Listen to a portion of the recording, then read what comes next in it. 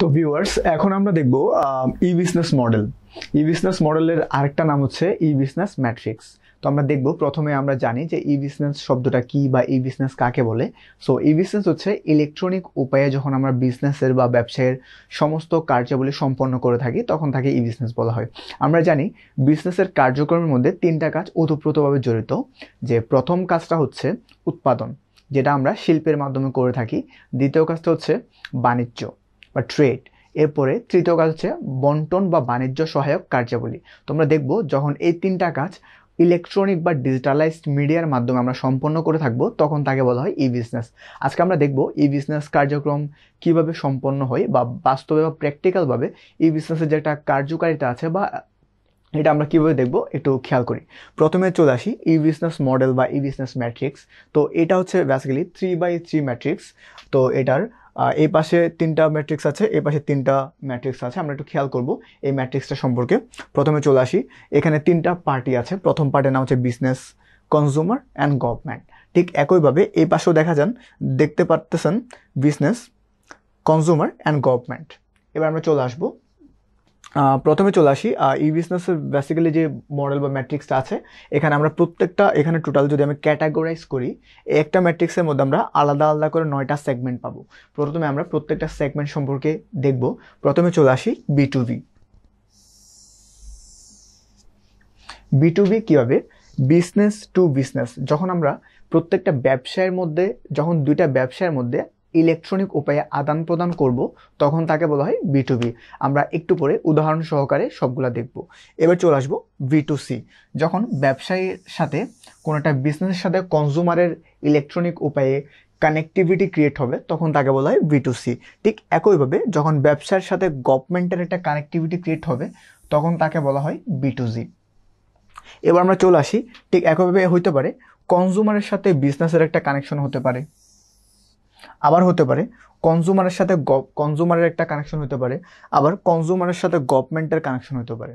আবার এমন হতে পারে গভর্নমেন্টের সাথে বিজনেসের কোনো একটা ট্রানজ্যাকশন হতে পারে, বা গভর্নমেন্টের সাথে কনজিউমারের ট্রানজ্যাকশন হতে পারে, আবার গভর্নমেন্টের সাথে গভর্নমেন্টেরও ট্রানজ্যাকশন হতে পারে। এবার আমরা দেখব প্রত্যেকটা এক্সাম্পল সহকারে কিভাবে আসলে বা বাস্তব পক্ষে কীভাবে ট্রানজ্যাকশনগুলো সম্পন্ন হয়ে থাকে। প্রথমে আমরা নাম্বার 1 যেটা ছিল বিজনেস টু বিজনেস, একটা এক্সাম্পলস দিলে ব্যাপারটা ক্লিয়ার হয়ে যাবে। প্রথমে এখানে যে এক্সাম্পলসটা দিয়েছি একটু খেয়াল করেন। প্রথমে দেওয়া আছে পাইকার বা পাইকারি ব্যবসা এবং খুচরা ব্যবসায়ী। খেয়াল করবেন, পণ্য প্রথমে উৎপাদিত হয় ম্যানুফ্যাকচারার বা প্রডিউসার দ্বারা।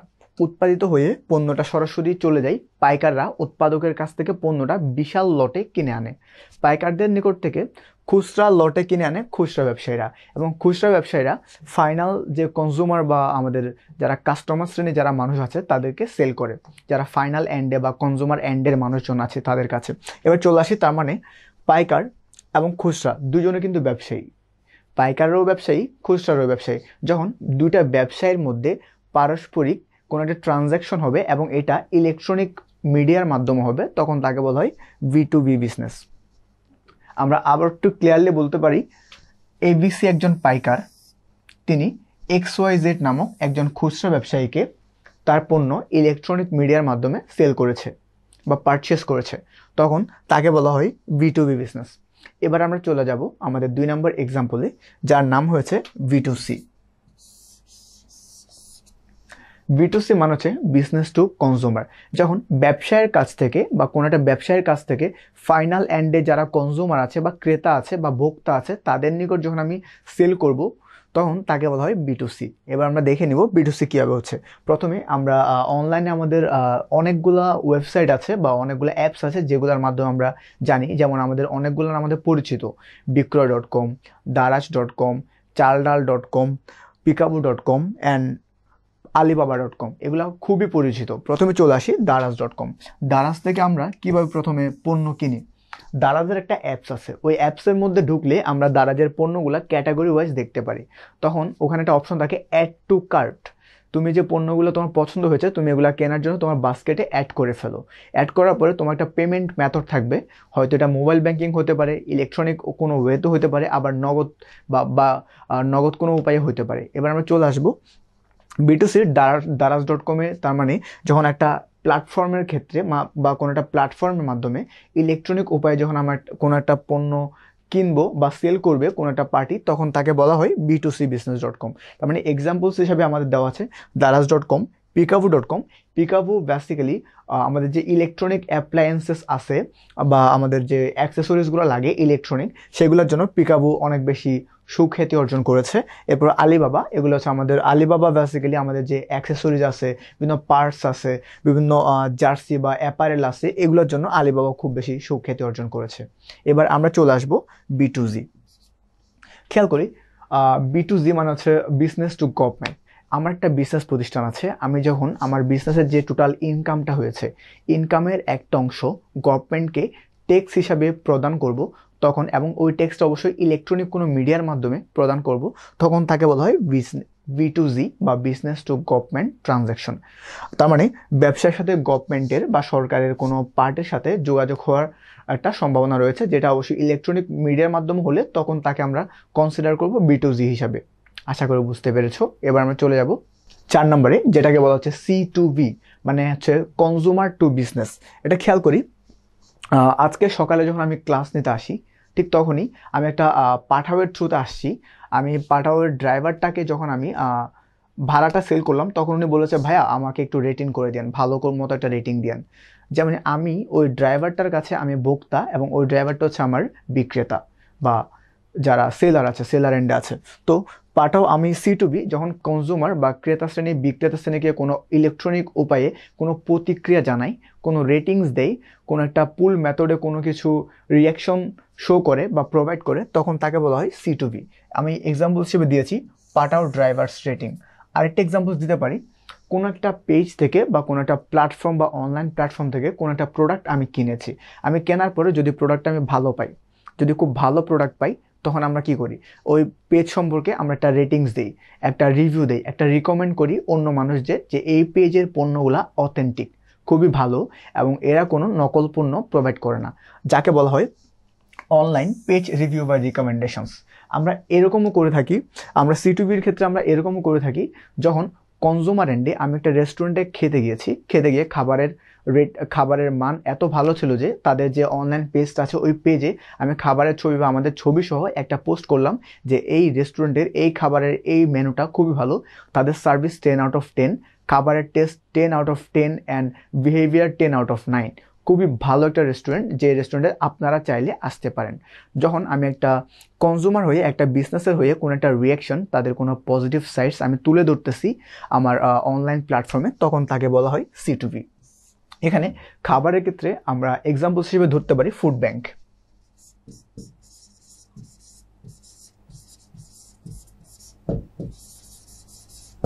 foodbank.com বা foodreview.com, অনেকগুলা অ্যাপস আছে বা অনেকগুলা পেজ আছে যেখানে গেলে আমরা খাবারের বিভিন্ন রিভিউ পেতে পারি, যেগুলো কনজিউমার এন্ড থেকে মানে বিজনেসের পার্সপেক্টিভ হয়ে বা বিজনেসের পক্ষ হয়ে রিকমেন্ড করা হয়, তখন তাকে বলা হয় C2B বা কনজিউমার টু বিজনেস ট্রানজ্যাকশনস। এবার আমরা চলে আসবো C2C। C2C হচ্ছে কনজিউমার টু কনজিউমার। এখন ব্যাপার হচ্ছে আমি নিজে একটা ফোন ইউজ করি, আমার বর্তমানে একটা মোবাইল ফোন আছে এবং আমার বন্ধুর একটা মোবাইল ফোন লাগবে, কিন্তু আমার বর্তমান যে ফোনটা আছে এটা ইউজ করে আমার ভালো লাগছে না, আমার অন্য নতুন মডেলের একটা ফোন লাগবে। এখন আমার বন্ধুর বাজেট কম হওয়ার কারণে আমার বন্ধু চাচ্ছে যে আমার পুরাতন ফোনটা কিনে নেবে এবং আমি একটা নতুন ফোন কিনবো। এখানে আমরা কেউ কিন্তু প্রফেশনাল সেলার না, আমরা দুজনে কনজিউমার এন্ডে আছি। এখন আমার বন্ধু বা আমার অন্য কোনো পার্টি বা থার্ড পার্টি যখন একটা পুরাতন বা অন্য কোনো কাস্টমার থেকে যখন একটা ফোন কিনতে চাই, কোনো একটা প্রোডাক্ট কিনতে চাই, তখন তাকে বলা হয় C2C। আমি একটু জিনিসটা একটু ক্লিয়ারলি বুঝাই দিই। X একটা পার্টি, Y একটা পার্টি, Z একটা পার্টি। ব্যাপার হচ্ছে কোনো একটা ডিভাইস সেল হবে, একটা ডিভাইস সেল করবে X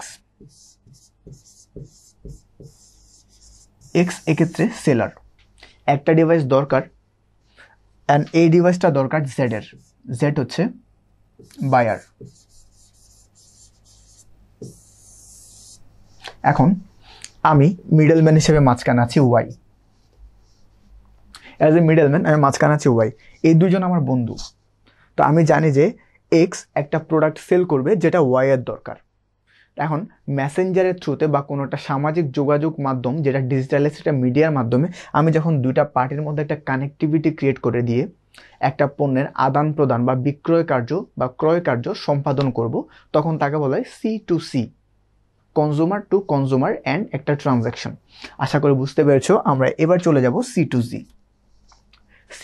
ব্যাপারটা কীরকম, মানে কনজিউমার কখন মানে গভর্নমেন্টের সাথে ট্রানজ্যাকশন করে কীভাবে হতে পারে। প্রথমে এখানে এক্সাম্পল হিসেবে দেওয়া আছে online tax payment. As a consumer, as a person, as a individual person or a business person, আমি যদি বলি আমার যে বর্তমানে যে ট্যাক্স আছে, আমি যদি গভর্নমেন্টকে ইলেকট্রনিক মিডিয়ার মাধ্যমে কোনো ট্যাক্স পেমেন্ট করে থাকি, তখন তাকে বলা হচ্ছে অনলাইন ট্যাক্স পেমেন্ট বা C2Z ট্রানজ্যাকশন। এটার একটা এক্সাম্পলস আমার মনে আছে। আমি যখন কোনো একটা রেস্টুরেন্টে খাওয়ার পরে যখন বিল পে করছিলাম, তখন ওখানে লেখা আছে প্রত্যেকটা খাবারের উপর 20% ভ্যাট প্রযোজ্য। এখন আমি যখন বিকাশে পেমেন্টটা করছিলাম, তো ওনাদের একটা নাম্বার ছিল, বলতেছে যে 330 টাকা খাবারের মূল্য এবং আপনাদের এখানে 60 টাকা হচ্ছে আপনাদের ট্যাক্সটা ওনাদের হয়ে, মানে এটা গভর্নমেন্টকে আমি পে করে দেবো। তো ব্যাপারটা এরকম দাঁড়ায়, যখন আমি কোনো একটা পেমেন্টের মাধ্যমে গভর্নমেন্টকে কিছু টাকা প্রোভাইড করতেছি অ্যাজ এ ট্যাক্স, তখন তাকে বলা হয় কনজিউমার টু গভর্নমেন্ট ট্রানজ্যাকশন। আশা করি বুঝতে পেরেছো। এবার আমরা চলে যাব পরবর্তী এক্সাম্পলে।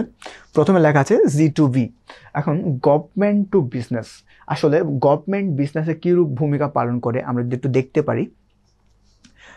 সরকার ব্যবসার প্রতি কীরকম দায়িত্ব পালন করে। সরকার ব্যবসায় যাতে কোনো অবৈধ পন্থা অবলম্বন করতে না পারে, কোনো নীতি নৈতিকতা বহির্ভূত কাজ করতে না পারে, সেজন্য কিছু রুলস অ্যান্ড রেগুলেশনস জারি করে দেয় বা সৃষ্টি করেছে। যেমন আমরা ধরতে পারলে আমরা একটু বলতে পারি যে এক মালিকানা ব্যবসার আইন না থাকলেও মানে অংশীদারি ব্যবসায় 1932 সালের একটা আইন আছে। তার মানে ব্যবসা প্রতিষ্ঠান যখন চলতে হবে, কোনো একটা পার্টনারশিপ বিজনেস হলে 1932 সালের যে একটা আইন আছে ওই আইন অনুযায়ী হইতে হবে। কারণ 1932 সালের আইন অনুযায়ী না হলে ব্যবসার যে কোনো প্রকার ঝামেলার মধ্যে এটা আইনানুগত কোনো ব্যবস্থা নিতে পারবে না।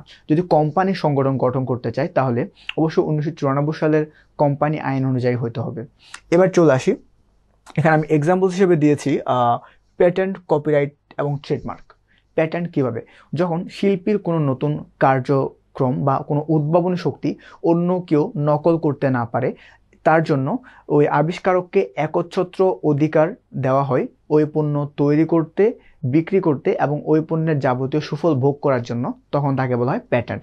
এবং কোনো একটা শিল্পীর যখন নতুন সৃষ্টিকর্ম হয় তখন তার ক্ষেত্রে হবে কপিরাইট। এবং ট্রেডমার্ক হচ্ছে কোনো একটা পণ্য বা কোনো একটা সেবার স্বতন্ত্র বৈশিষ্ট্য, চিহ্ন, লেভেল, প্রতীক বা রঙের সমন্বয়, যেটা আমরা গত ক্লাসে বা এই ক্লাসের একটু আগে যেটা আলোচনা করেছিলাম ট্রেডমার্ক সম্পর্কে, সেটা অবশ্যই তোমাদের তখন বলা হয়েছে। বাংলা লিঙ্কের এক্সাম্পল দিয়েছিলাম রঙের সমন্বয় হিসাবে। তো তখন তাকে বলা হয় G2B। গভর্নমেন্ট যখন কোনো ফর্মাল রুলস অ্যান্ড রেগুলেশন কোনো বিজনেসের জন্য আরোপ করে দেয় বা জারি করে দেয়, তখন তাকে বলা হয় G2B। এবার আমরা চলে আসবো G2C। গভর্নমেন্ট কীভাবে কনজিউমার এন্ডে কাজ করে।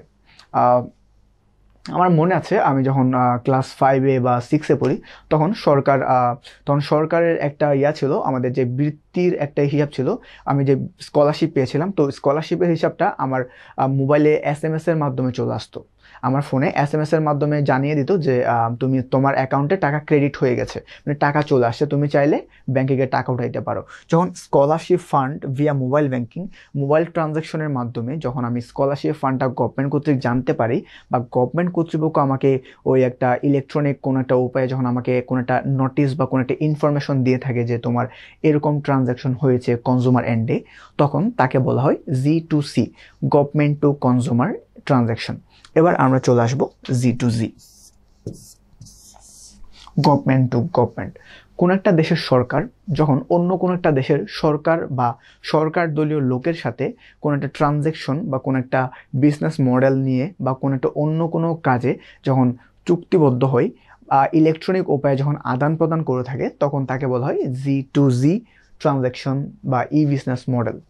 আশা করি তোমরা এই বিজনেসের যে 9টা স্টেপ বা স্টেজেস আছে বা 9টা আলাদা আলাদা ম্যাট্রিক্সের প্রত্যেকটা ম্যাট্রিক্স সম্পর্কে তোমরা জানতে পেরেছো প্রত্যেকটা এক্সাম্পলসের সাহায্যে। আশা করি তোমাদের অনেক কিছু জিনিস ক্লিয়ার হয়ে গেছে। এবার আমরা চলে আসবো পরবর্তী টপিকস। এবার জানবো অনেকগুলো ব্যাংক আছে, তাদের অনেক ধরনের মোবাইল ব্যাংকিং সার্ভিস চালু আছে। আর মোবাইল ব্যাংকিং মানে হচ্ছে কোনো মোবাইল ডিভাইসের মাধ্যমে যখন আমরা ব্যাংকিং ট্রানজ্যাকশন বা কোনো ফাইন্যান্সিয়াল ট্রানজ্যাকশন করে থাকবো তখন তাকে আমরা বলে থাকি মোবাইল ব্যাংকিং। প্রথমে দেখবো মোবাইল ব্যাংকিংয়ের জন্য ফার্স্ট অফ অল যদি বলি ব্র্যাক ব্যাংক। ব্র্যাক ব্যাংকের বর্তমানে একটা মোবাইল ব্যাংকিং সার্ভিস চালু আছে, যেটা জনাব ফজলে হাসান আবেদ 1872 সালে যখন ব্র্যাক প্রতিষ্ঠা করেছিল তারও অনেক পরে, তারও অনেক অনেক অনেক বছর পরে একটা নতুন একটা মোবাইল ব্যাংকিং সার্ভিস তারা চালু করে, যার নাম হচ্ছে বিকাশ।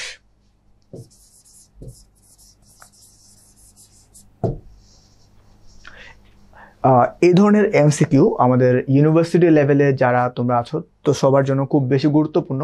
প্রতি বছর বিভিন্ন ইউনিভার্সিটিতে এই ধরনের একটা কোশ্চেন হয়ে থাকে, বিকাশের বর্তমান প্রচলিত ব্র্যাক ব্যাংকের বর্তমান প্রচলিত মোবাইল ব্যাংকিং সার্ভিসের নাম কি, তখন আপনাকে বা তোমাকে অ্যান্সার করতে হবে বিকাশ। এবার আমরা চলে আসবো ডিবিভিএল, যেটার পূর্ণরূপ হচ্ছে ডাচ বাংলা ব্যাংক লিমিটেড। তার মানে ডিবিভিএল এর বর্তমানে প্রচলিত যে মোবাইল ব্যাংকিং ব্যবস্থা আছে তার নাম হচ্ছে রকেট।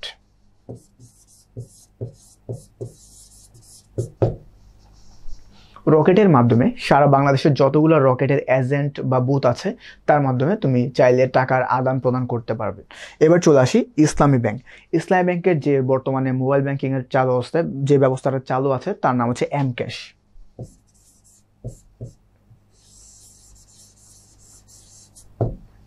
এবং রূপালী ব্যাংকের যে ব্যবস্থাটা চালু আছে তার নাম হচ্ছে শিওর ক্যাশ।